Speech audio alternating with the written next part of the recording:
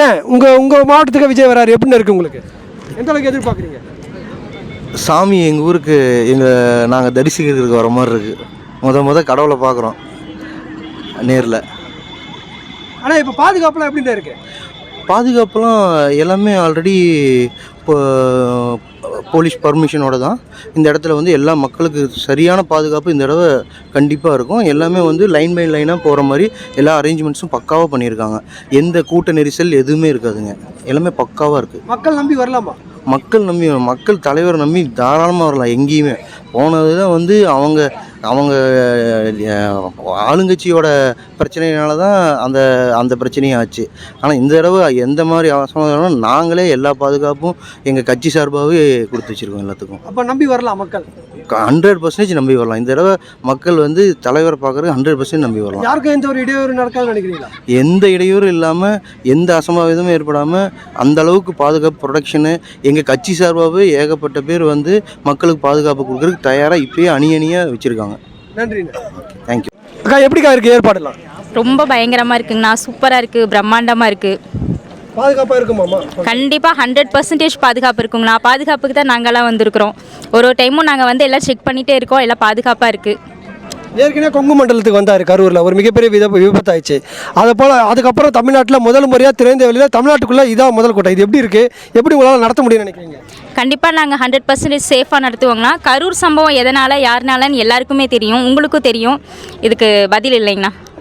அப்போ மக்கள் பாதுகாப்பாக வரலாமா? கண்டிப்பாக வரலாங்கண்ணா. எல்லாருமே வரலாம். சேஃபாக நம்ம தளபதியை பார்த்துட்டு அவரோட ஸ்பீச்சை கேட்டுட்டு போகலாம். தளபதி சொல்கிற மாதிரி தான் வயசானவங்க குழந்தைங்க வரதை அவாய்ட் பண்ணிக்கிறது நல்லது.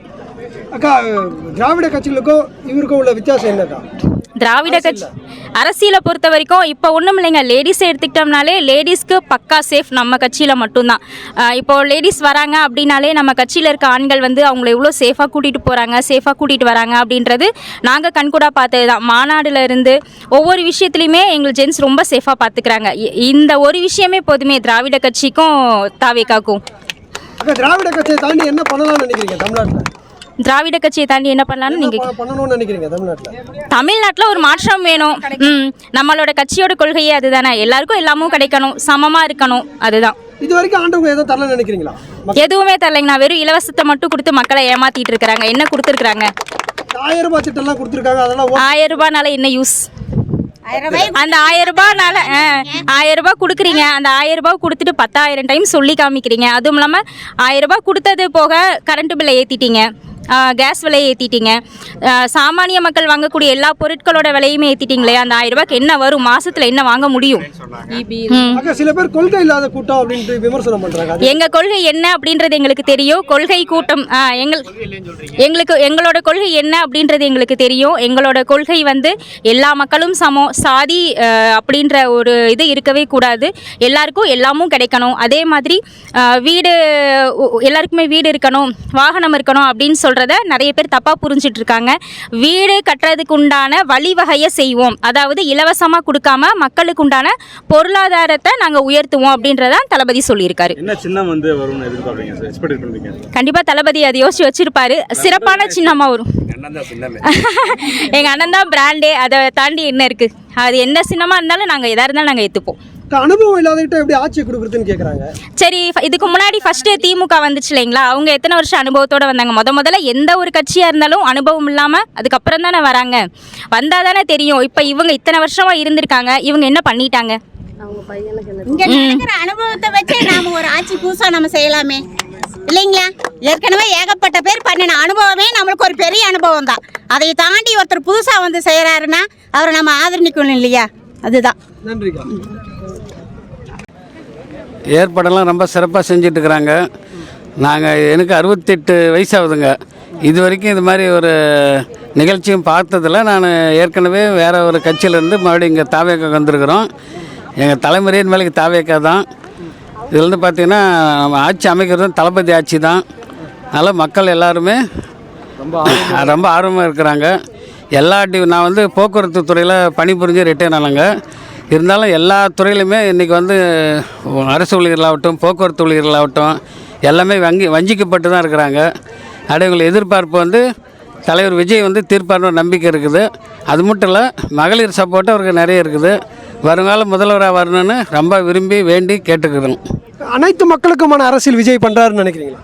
கண்டிப்பாக பண்ணுறாருங்க, அதில் எந்த ஒரு சந்தேகமும் இல்லை. ஜாதி மதம் இன பாகுபாடு இல்லாத அனைத்து மக்களுக்கான அரசாங்கமும் இது இருக்கும். அனைத்து மக்களையும் அரவணைச்சு போகிற அரசாங்கமும் இருக்கும். ஊழலற்ற ஆட்சியாக இருக்கும். எல்லாரும் தன்னிறைவடைய ஆட்சியாக இருக்குங்க கண்டிப்பாக. ஐயா, இப்போ நீங்கள் வயசில் மூத்தவராக இருக்கீங்க, பல கட்சிகளை நீங்கள் பார்த்து வளர்ந்துருப்பீங்க. இப்போ அவங்களா பண்ணாதது விஜய் என்ன பண்ணுவார்னு நினைக்கிறீங்க? அப்படிலாம் ஒன்றும் இல்லைங்க. எல்லாருமே வந்து தன் சொந்த குடும்பத்தை வந்து பார்த்துக்கிட்டு அதே குறிக்கோளாக இருந்தாங்க. இருந்தாலும் இப்போ பார்த்தா இவர் வந்து தன்னலமற்று செயல்படுற மாதிரி ஒரு காமராஜர் வழியிலையும் பெரியார் வழியிலையும் அண்ணா வழியிலையும் இது மாதிரி வேலுநாச்சியார் வழியிலையும் இது மாதிரி சிறப்பாக காமராஜர் வழியிலையும் சிறப்பான ஆட்சி சார்னு நான் மட்டும் இல்லைங்க, தமிழக மக்களையும் நம்புகிறாங்க. முக்கியமாக இளைஞர்கள் வந்து இளைஞிகள் எல்லாருமே மிகுந்த எதிர்பார்ப்போடு இருக்கிறாங்க. வேலைவாய்ப்பு முடிஞ்ச அளவு எல்லாத்துக்கும் கிடைக்கும்னு நினைக்கிறாங்க.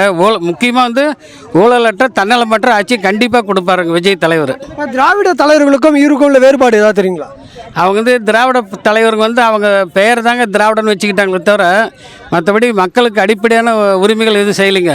ஆனால் இவர் வந்து திராவிடம் இல்லைங்க, எல்லாம் கலந்து பொதுவான சமுதாயம் நிலவுன்னு தாங்க இவர் முயற்சி பண்ணுறாரு. நிச்சயமாக அது மாதிரி சமுதாயத்தை அமைச்சு கொடுப்பாருங்க. மக்களுக்கு தன்னாலான உதவியை கண்டிப்பாக செய்வாருங்க. அந்த நம்பிக்கை நம்ம தமிழ்நாட்டு மக்களுக்கு அறவே இருக்குதுங்க. நிச்சயமாக அவர் தாங்க ஆட்சி அமைப்பார். எப்படி இருக்குது ஏற்பாடுலாம்? ரொம்ப அருமையாக நடக்குதுங்க. நாங்கள் வந்து முன்னாடியே நாளான்னைக்கு நடக்க வேண்டியது விழா. நாங்கள் வந்து இன்றைக்கே வந்து எப்படி ஏற்பாடுகளெல்லாம் போயிட்டுருக்குது. பெண்களுக்கு வந்து ரொம்ப பாதுகாப்பாக இருக்குன்னு சொல்லி எல்லாத்துலேயும் நியூஸ் வந்து பார்த்தோம். நல்லாயிருக்கு. செங்கோட்டையன் ஐயா தலைமையில் நடக்கிறதுனால ரொம்ப பாதுகாப்பாக இருக்குன்னு கண்டிப்பாக நாங்கள் நம்புகிறோம். நீங்கள் பார்த்த வரைக்கும் பாதுகாப்பாக இருக்கா? கண்டிப்பாக இருக்குதுங்க. ரொம்ப சூப்பராக போட்டிருக்காங்க. எந்த பிரச்சனையும் இல்லை. இல்லை, அப்படியெல்லாம் நடக்கிறதுக்கு வாய்ப்பு இருக்காதுங்க. ஏன்னா இப்போ லீவு நாள் வந்ததுன்னா கொஞ்சம் பிரச்சனை இருக்கும்.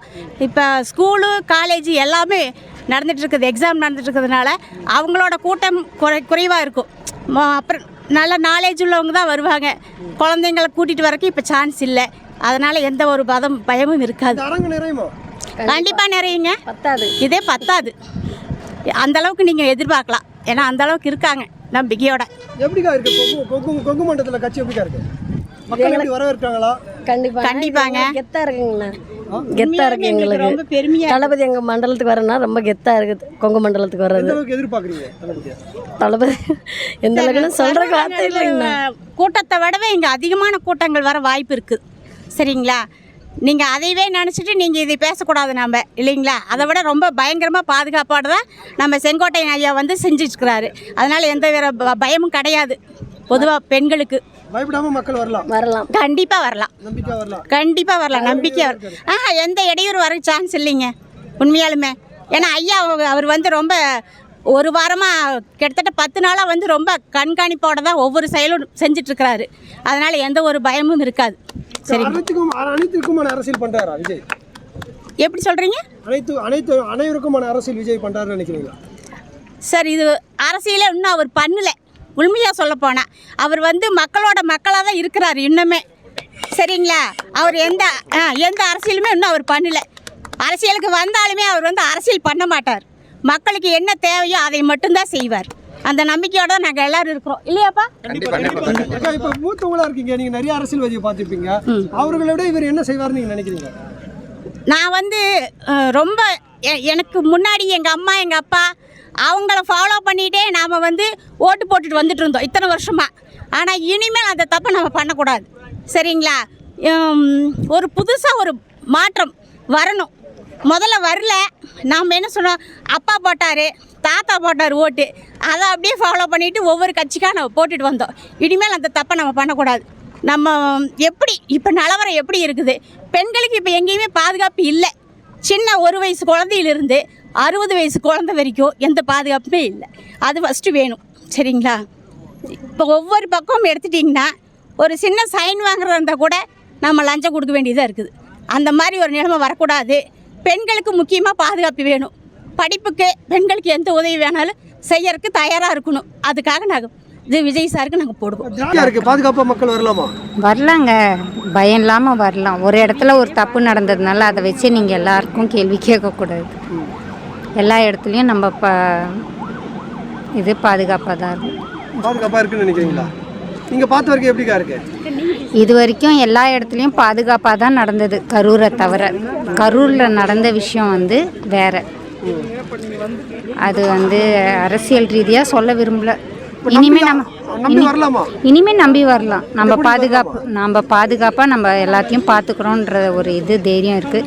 அதுவும் இல்லாமல் நாமளும் பாதுகாக்கணும். நாம் பாதுகாப்பாக இருந்து நம்ம நாட்டையும் பாதுகாப்பாக பார்த்துக்கணுன்றதுனால நம்ம இறங்கியிருக்கிறோம். தைரியமாக தான் இறங்கியிருக்கிறோம். எப்படிக்கா இருக்கு உங்கள் மாவட்டத்தில்? எப்படிக்கா இருக்கு கட்சி? எங்கள் மாவட்டத்திலலாம் சூப்பராக என்ன நினைக்கிறாங்க? எல்லாருமே விஜய் அண்ணா வரணும்னு தான் நினைக்கிறாங்க. காரணக்கா எதனால் விஜய் வரணும்னு நினைக்கிறீங்க? ஏன்னா இப்போ நடக்கிற ஊழல், பெண்களுக்கு பாதுகாப்பு இல்லை, எதுவுமே எடுத்து சொன்னால் உடனே அரெஸ்ட்டு, அந்த மாதிரி.